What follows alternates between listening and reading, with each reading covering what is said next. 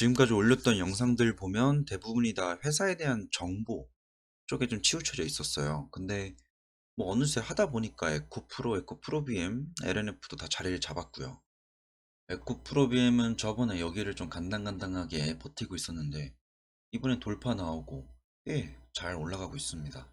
그리고 에코프로도 68,600원 요 가격대를 뭐 한참 뛰어넘어서 여기 위치해 있죠. LNF도 제가 각도를 이야기를 드렸었는데 0.5 요 각도를 사수를 해야 된다 라고 했는데 요거를 계속 매달려 가는 것보다 뚫는 게 중요하다 라고 했는데 이번 주에 뚫었습니다.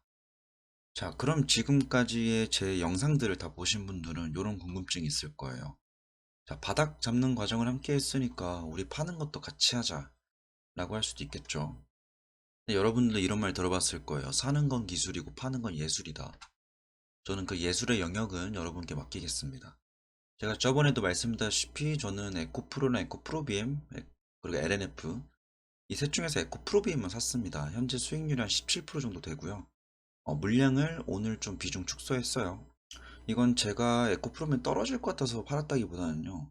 전체적인 포트폴리오 내에서의 얘의 비중이 커지기 때문에 좀 줄였습니다. 다만 저희 아버지가 이걸 같이 사셨는데 저는 아버지한테는 이거는 그냥 존버하시라고 말씀을 드렸어요. 이 정도까지 말을 했으면 어느 정도 저의 입장을 이해하실 것 같고요. 그럼 이제 전략으로 한번 넘어가 볼게요.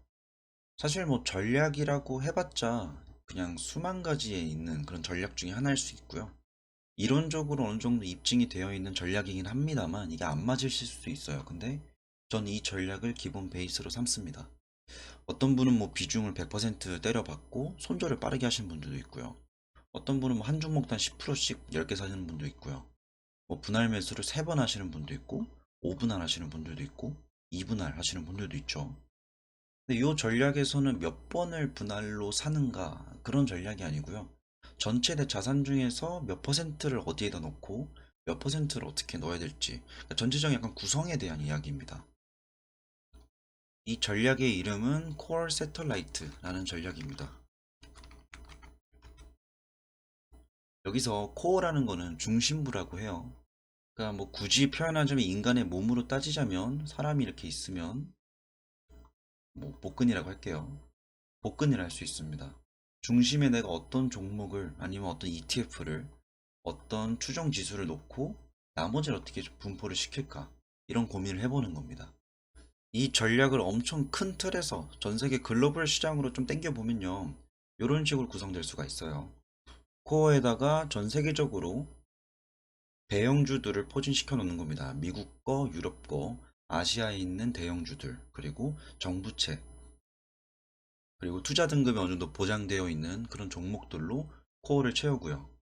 통상 여기 코어에다가 40% 정도를 투자를 해요. 그리고 나머지 뭐 미국에 있는 스몰캡들, 그리고 아니면 여기에는 뭐 우리나라 정부채가 될 수도 있고요. 여기다 뭐 2% 내지 3%씩 이렇게 막 사는 겁니다. 나머지 60%를 이 주변으로 채우는 거예요. 그러니까 인공위성 같죠. 못하러 이렇게 귀찮게 하느냐라고 한다면 시장 리스크 그리고 전 세계적 금융장 리스크에 있어서 해당 리스크에 과도하게 노출되는 것을 막기 위함입니다. 자, 그러면 지금 예를 들어서 본인이 에코프로랑 LNF랑 에코프로비엠 뭐 아니면 테슬라일 수도 있고요. 2차 전지 관련돼 있는 어떤 종목을 만약에 샀다라고 할게요. 그럼 그 개별 종목을 사기 전에 그거에 앞서서 2차 전지 자체에 대한 매력도를 느낀 거가 먼저입니다. 그쵸? 2차 전지 시장이 매력적이기 때문에 그 안에 있는 개별 종목인 에코프로든 에코프로비엠이건 뭐 LNF건 삼성 SDI건 그 종목에 투자를 한 거겠죠. 그럼 당연하게도 우리가 생각했던 2차 전지가 그렇게 유망하다면 그 섹터에 대한 투자 또한 같이 병행을 해야 됩니다. 그러니까 물론 제가 이렇게 주장하는 이야기와 다르게 몰빵을 해가지고 예를 들어서 뭐 에코프로에 몰빵을 해가지고 1년 동안 수익률이 막 50%가 났어요. 근데 제가 제안한 이 방식으로 여러 가지 막 분산하다 보니까 전체적으로 수익은 났는데 한 가지 몰빵했을 때보다 덜 벌을 수도 있습니다. 하지만 그 반대의 상황으로 내가 투자한 기업이 시장보다 덜 성장하게 되는 경우도 있어요. 예를 들어서 2차 전지 시장이 1년 동안 뭐 10%가량 성장을 했는데 내가 투자한 종목은 해당 섹터 내에서 오히려 주가 수익률이 후퇴를 한 거예요. 이거는 실질적으로 그 기업이 후퇴하는 경우도 있지만 투자 타이밍이 틀릴 수도 있습니다. 그래서 저는 이렇게 제안을 하는 거예요. 본인이 만약에 LNF나 에코프로나 삼성 SDI나 2차전지 관련 종목들을 샀어요. 그리고 앞으로 꾸준하게 매매를 할 생각이에요. 그렇다고 한다면 2차전지 시장 자체에 대한 투자도 병행을 해야 되고, 이 2차전지 시장을 투자하는 방법은 그냥 편하게 ETF로 하시면 됩니다. 이렇게 시장 자체를 추종하는 거를 패시브로 넣어놓고요.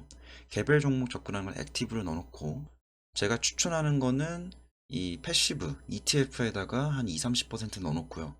나머지를 2차전지 시장 내에서 유망해 보이는 종목들로 다 짜게서 사는 겁니다. 제가 국장 내에서 알고 있는 거는 2차전지는 이렇게 4개가 있습니다. 이 4개 중에 뭐 하나만 사도 되고요. 제가 볼 때는 코덱스 2차전지 산업, 이게 제일 무난한 것 같아요.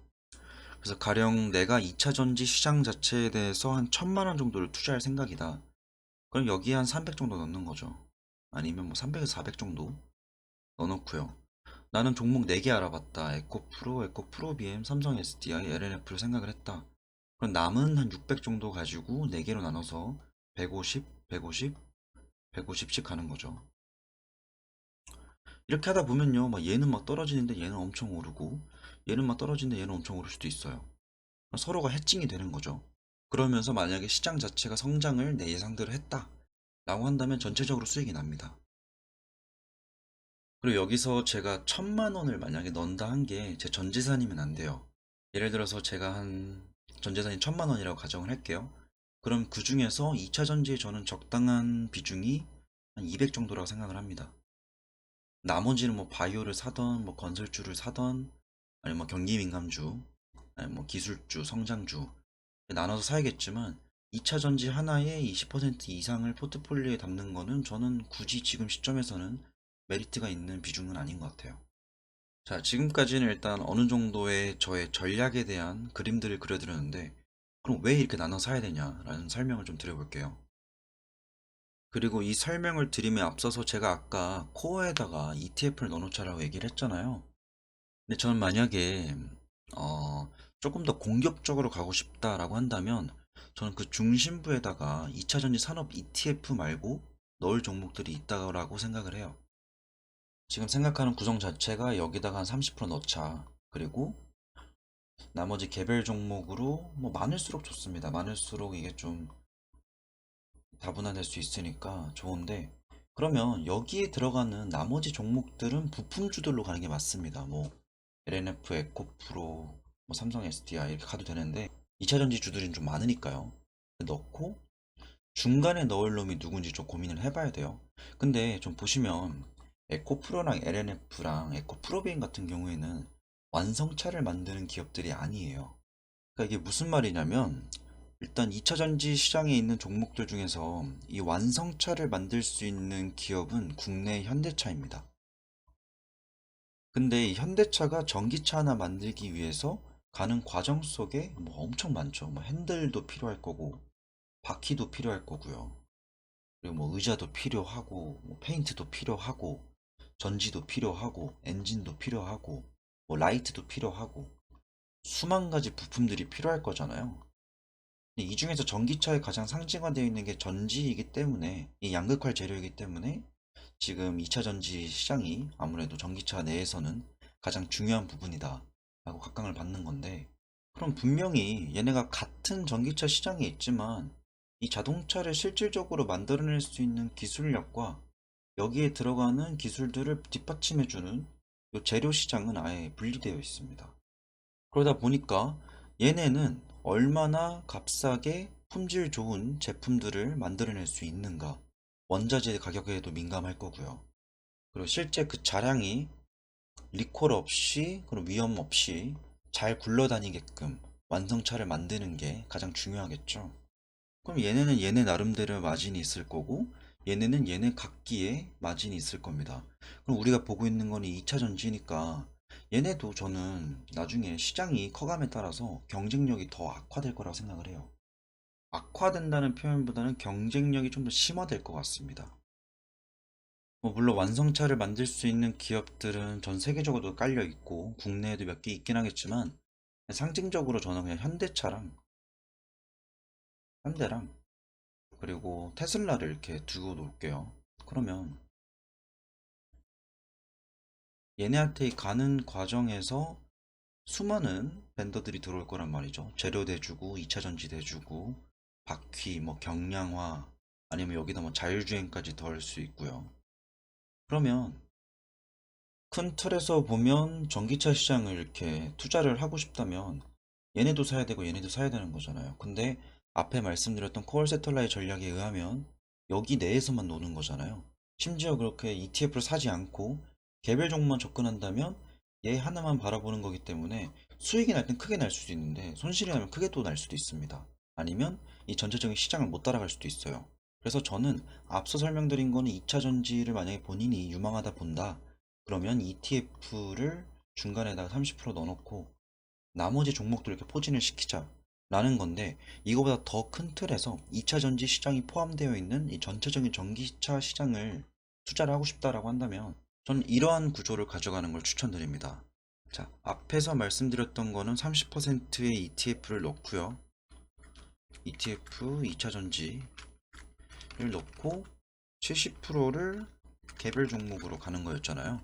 조금 더 크게 시장을 본다 한다면 저는 테슬라랑 현대차를, 솔직히 현대차가 제 기준에선 차트상으로 많이 빠지긴 했는데 그렇게 아직 막 이렇게 끌리진 않아요. 근데 저는 테슬라랑 현대차를 만약에 본인이 전체 1000만 원 있다고 한다면 여기에 200, 300을 넣어놓고요. 남은 700 중에서 여기서 이제 30%니까 210만 원 정도를 ETF를 넣고, ETF 2차전지 넣고, 나머지 한 490 되겠죠. 이거를 뭐 에코, LNF, 삼성 SDI 이런 식으로 가져가는 게 맞다라고 전 생각이 들어요. 그래서 이건 접근법의 차이인데요. 만약에 본인이 전기차 시장 전체에 대한 어떤 가능성을 본다 라고 한다면 이런 식으로 구성을 짜는 것도 괜찮을 것 같고요. 만약에 나는 이 전체적인 시장보다는 그 밑에서 잘라먹는 2차 전지 시장이 더 좋을 것 같다. 그게 더 마진율이 높을 것 같고, 얘네 전체적으로 뭐 테슬라나 현대차가 앞으로 돈을 엄청 벌 것 같진 않다. 라고 생각한다면 이렇게만 가는 게 좋겠죠. 저는 실제로 지금 테슬라 조금이랑 현대차는 대기 중이고요. 테슬라 말고 다른 자동차 관련된 미국 주식을 들고 있습니다. 그래서 조금 더 사야 돼요. 여기에 맞춰서 비중을 맞추려면 조금 더 사야 되는데, 이거 하고 나서 그 다음에 ETF 접근하고 에코 프로비엠 들고 있는 거 쭉 가져가고 2차전지 ETF를 사주면 아마 제가 말씀드린 대로 이 구성을 제가 실제로 보유하게 될 것 같아요. 이게 되게 막 복잡하게 얘기해서 되게 많이 산 것 같겠지만 여기다 다 해봤자 저의 전체 자산 중에서 15% 내지 20%가 안 됩니다. 저는 지금 나머지 종목들 중에서 20% 정도를 인프라 쪽에 매집을 하고 있고요. 나머지 10% 정도가 바이오 관련돼 있는 종목들 들어가 있고요. 현금이 30% 정도 있습니다. 나머지는 뭐 이제 지금 ETF로 들어갔다 왔다 갔다 장중에 단타 치는 거 자금들이 좀 있고요. 여튼 처음부터 다시 복습을 한번 해볼게요. 제가 이걸 어떻게 풀어서 얘기할까 고민을 했는데 잘 풀렸는지 모르겠어요. 다시 설명을 해볼게요. 쭉 정리를 한번 해보죠. 일단 오늘 소개해드리는 거는 콜 세틀라이트 전략이고요. 제가 영상 속에서는 뭐 이미 LNF나 에코프로나 에코프로비엠들을 설명을 드렸고 바닥 잡아가는 과정을 좀 같이 갔어요. 바닥은 잡혔고요. 상승이 나왔는데 이제 앞으로 이거를 어떻게 팔지 이거는 본인의 영역입니다. 근데 파는 거보다 조금 더 세분화해서 들어가면 얘네를 어떻게 관리할지가 더 먼저잖아요. 그렇다라고 한다면 이 전략을 쓰는 게 좋은데, 이건 큰 틀에서 전 세계 시장을 이렇게 펀드들이 투자를 하는데 개별 종목으로 접근할 수가 있습니다.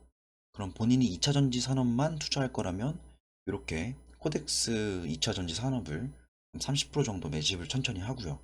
나머지 70% 가지고 2차 전지 개별 종목을 들어가는 거죠. 그렇다 해가지고 내 전 재산이 1억인데 여기다가 3천만 원 넣고 올인하는 게 아닙니다. 이 시장 자체에 대해서. 내가 전체적으로 1억을 가지고 있으면 2차 전지 자체에 대해서는 2천만 원을 최대 넣을 수 있는 건데, 2천만 원에서 30%면 여기 ETF에다 한 600 넣을 수 있는 거죠. 나머지 이제 뭐 여기 사이드에 도는 종목들이 한 1400 들어가겠고요.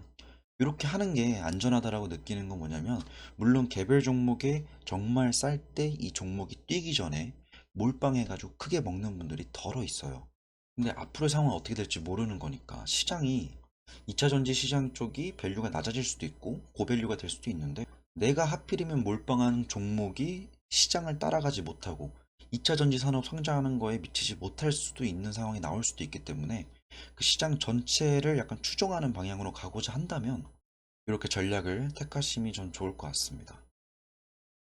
그래서 2차 전지 산업 자체만 보고 얘네의 밸류가 굉장히 괜찮다 싶으면 앞서 말씀드리는 대로 하면 되고요. 만약에 전기차 시장 자체에 대한 베팅을 하고 싶다라고 한다면 중심부에다가 현대차 아니면 테슬라 정도, 아니면 다른 애플카를 만드는 애플 정도를 섞어서 투자하는 것도 훨씬 더 좋을 것 같다. 물론 저는 전기차 시장 말고도 수소차에도 굉장히 관심이 많습니다. 실제로 수소 쪽에 투자를 하고 있고요. 근데 시계열 흐름으로 보면 일단 먼저 전기차 시장이 자리를 잡은 다음에 그 다음에 수소 쪽으로 올 것 같아가지고 이건 뭐 천천히 말씀드릴게요. 오늘의 영상은 여기까지고요. 오늘은 좀 전략적인 설명을 드렸는데 뭐 도움이 되셨다면 다행일 것 같습니다.